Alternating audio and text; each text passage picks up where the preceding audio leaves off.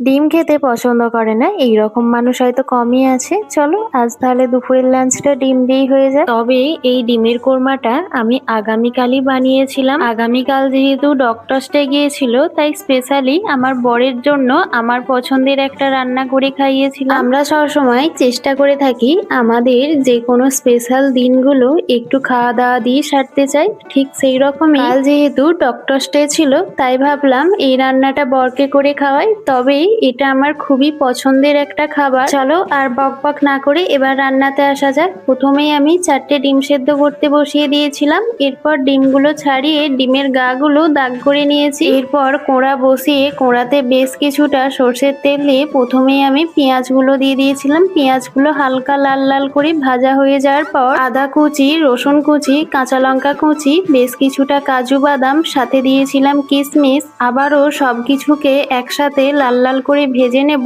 লাল লাল করে ভাজা হয়ে গেলে সবকিছু একসাথে তুলে নেব।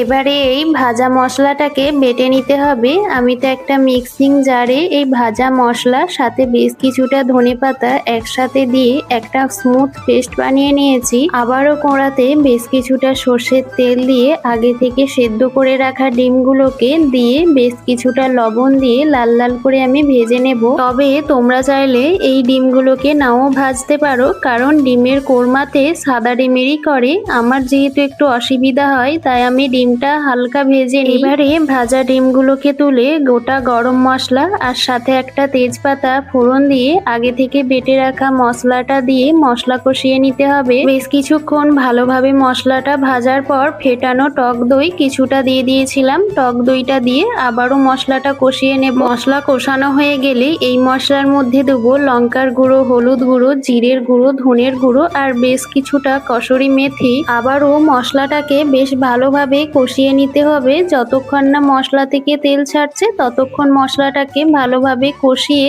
মশলা থেকে তেল ছেড়ে যাওয়ার পরে মশলার মধ্যে দিয়ে দিতে হবে পরিমাণ মতো জল। রান্নাটা ফুটে ঘন হয়ে গেলে পরিমাণ মতো লবণ আর আগে থেকে ভেজে রাখা ডিমটা দিয়ে বেশ কিছুক্ষণ ফুটে যাওয়ার পর 1 চামচের মতো ঘি দিয়ে নামিয়ে ফেললেই রেডি ডিমের কোরমা। আর আজকের আমার এই ডিমের কোরমা রেসিপিটা কেমন লাগলো অবশ্যই কিন্তু জানিও। চলো আজকের মতো টাটা সবাইকে। আর আমার এই ছোট্ট ব্লগটা সবাইকে দেখার জন্য অসংখ্য ধন্যবাদ। চলো আজকের মতো সবাইকে টাটা।